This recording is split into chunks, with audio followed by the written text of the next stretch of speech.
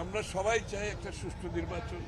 বাংলাদেশের মানুষ গত 20 বছর ধরে 4টা নির্বাচনে ইলেকশন তারা ভোট দিতে পারে নাই, তাদের প্রতিনিধি নির্বাচন করতে পারে নাই। নিরাপত্তাহীনতার প্রশ্ন যদি এসেই থাকে, এই দায়িত্বটা তো সরকারকে নিতে হবে, আইন শৃঙ্খলা বাহিনীকে নিতে হবে। আমাদের পক্ষে সহযোগিতা চাইলে আমরা সহযোগিতা করব।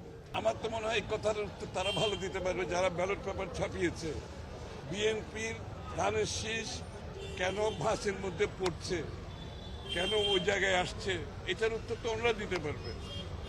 আমি আশা করছি শুধু উত্তর নাই, এটার ওনারা একটা প্রতিকারও করবে, যাতে করে নির্বাচন নিয়ে কোনো প্রশ্ন না আসে। এবং নির্বাচনী আমরা সবাই চাই একটা সুষ্ঠু নির্বাচন।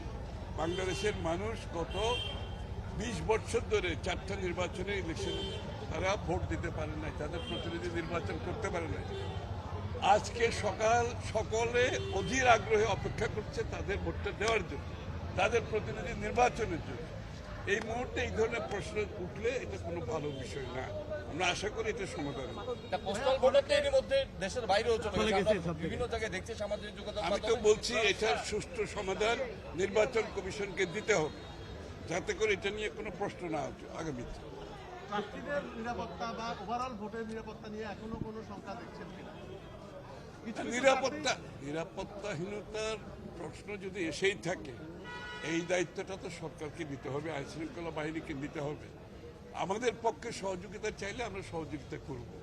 কারণ আমি তো আবারও বলছি, বাংলাদেশের মানুষ চায় একটি সুষ্ঠু নির্বাচনের মাধ্যমে একটি নির্বাচিত সংসদ, একটি নির্বাচিত সরকার যারা জনগণের কাছে দায়বদ্ধ থাকবে। তারা তাদের শ্বাসরুদ্ধ অবস্থা থেকে মানুষ মুক্ত হতে চাচ্ছে। সুতরাং এটার একমাত্র পথ হচ্ছে একটা নির্বাচিত সংসদ, একটা নির্বাচিত সরকার। এটা যত বেশি সুষ্ঠু হবে, তত বেশি জনগণের অধিকার আমরা নিশ্চিত করতে পারব। সুতরাং সরকারের দায়িত্বে, আইন শৃঙ্খলার দায়িত্বে, নির্বাচন কমিশনের দায়িত্বে সহ যেই সমস্ত সংস্থা নির্বাচনের সাথে জড়িত আছে, সকলের ভূমিকা যাতে প্রশ্নবদ্ধ না হয়, এটা সকল জনগণ প্রত্যাশা করে। আমি আশা করি তাদের ভুলভ্রান্তি থাকলে তারা সেটা এখন সামনে নেবে।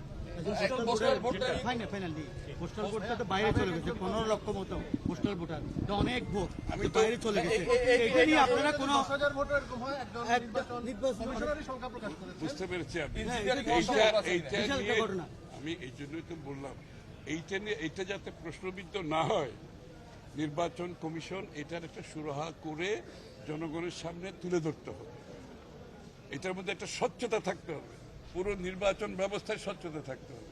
যে প্রশ্নটা উঠেছেন, এটার উত্তর জনগণের সামনে নির্বাচন কমিশন তুলে ধরবে, আমি বিশ্বাস করি।